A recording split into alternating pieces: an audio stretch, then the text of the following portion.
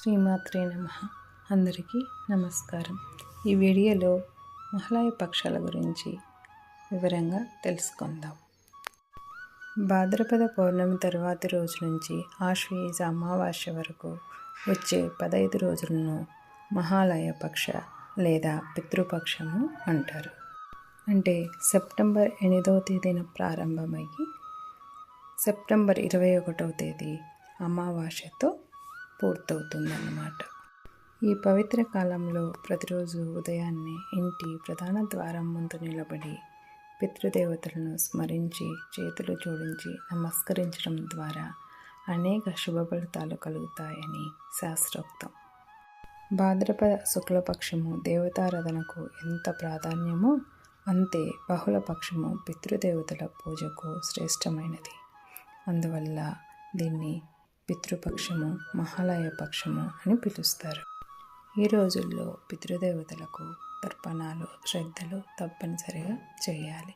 కుదరని వారు కనీసము తమ పితరుల మృతి చెందిన తిథి నాడు లేదా చివరి రోజైన మహాలయ అమావాస్య నాడు తప్పకుండా శ్రద్ధ చేయాలి. మహాలయ పక్ష ప్రాముఖ్యత ఏమిటో కర్ణుడి చిన్న కథ ద్వారా తెలుసుకుందాం. మహాభారత వీరుడు కర్ణుడు దానశూరుడు. జీవితంలో అతను ఉన్నప్పుడు తన జీవితంలో బంగారము, వెండి, వస్త్రాలు అన్ని విధాలుగా దాన ధర్మాలు చేశాడు. కానీ అతను పితృదేవతలకు కానీ మరి వేరే వాళ్ళకు కానీ అన్నదానము చేయలేదు. యుద్ధంలో వీరమరణం పొందిన తర్వాత స్వర్గానికి వెళ్ళినప్పుడు అతనికి బంగారము, వజ్రాలు మాత్రమే దర్శనమిచ్చాయి. కానీ తినడానికి అన్నం మాత్రము రాలేదు. దానిని చూసి ఆశ్చర్యపోయిన కర్ణుడు యమధర్మరాజుని అడిగాడు, నాకు ఎందుకు అన్నము నీరు దొరకడం లేదు అని అడిగాడు. దానికి యమధర్మరాజు ఇలా చెప్పాడు, నీవు జీవితంలో అన్ని దానాలు చేశావు కానీ పితృదేవతలకు అన్నదానము చేయలేదు, అందుకే నీకు ఆహారము దొరకడం లేదు అని చెప్పారు. దానికి కర్ణుడు పశ్చాత్తాపంతో క్షమాపణ చెప్పి యమధర్మరాజును దయతో ఒక వరం ఇమ్మని కోరాడు.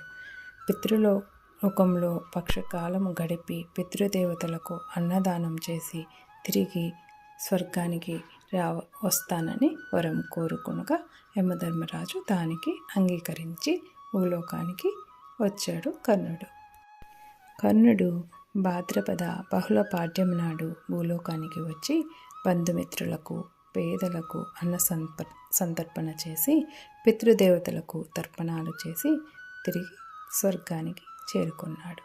అప్పుడు అతని ఆకలి, దాహము తీరాయి. ఇదే కాలాన్ని మనము మహాలయ పక్షంగా ప్రసిద్ధి చెందింది. చివరి రోజు మహాలయ అమావాస్యన పూజించి పితృదేవతలకు కృతజ్ఞతార్పణ చేయడము మన సాంప్రదాయంగా ఏర్పడింది. మహాలయ పక్షము మన పితృ రుణాలను గుర్తు చేసే పవిత్ర కాలం. అన్న తర్పణం చేయడం ద్వారానే పితృదేవతలు తృప్తి చెందుతారు. ఇది మన వంశానికి శాంతి, శుభము, ఆయురారోగ్యాలను ప్రసాదిస్తుంది. కర్ణుడి కథ ద్వారా మనకు చాలా గొప్ప పాఠము దొరికింది. అందుకని ఈ మహాలయ పక్షాల్లో ప్రతి ఒక్కరూ తమకు తోచిన విధంగా దానం చేయాలి.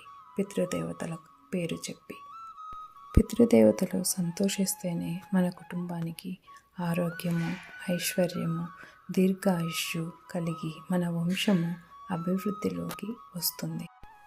ఈ తర్పణాలు, శ్రద్ధకర్మలు చేయలేని వారు కనీసము స్వయం పాకదానము తన పితృదేవతలను పేరు చెప్పి చేయడం వల్ల కూడా అంతే పుణ్యం లభిస్తుంది. ఒక బ్రాహ్మణ కుటుంబానికి అతని భార్య, పిల్లలు, అతను ఒకరోజు సరిపడే అంత వంటకి మనము స్వయం పాకం ఇవ్వడం ద్వారా కూడా ఈ ఫలితము మనకు అధికంగా ఉంటుంది. స్వయం పాకంలో ముఖ్యంగా బియ్యము, కందిపప్పు, ఆకుకూరలు, కూరగాయలు, ఆవు నెయ్యి, ఉప్పు, కారం, పసుపు, చామదుంప లేదా ఆలుగడ్డ లేదా కందగడ్డ ఇలాంటివి అన్నీ కలిపి ఇవ్వాలి. మీకు వీలు పడితే పాలు, పెరుగు కూడా, నెయ్యి ఇవ్వండి.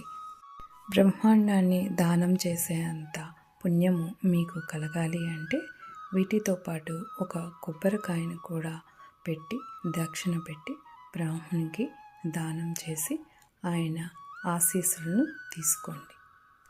ఈ స్వయంపాక దానం చేయడం మనకు పెద్ద పని ఏమీ అనిపించదు కదా. అందరూ మీరు చేసుకొని మీ పూర్వీకుల యొక్క ఆశీస్సులు పొంది ఎంతో అభివృద్ధిలోకి రావాలని కోరుకుంటున్నాను.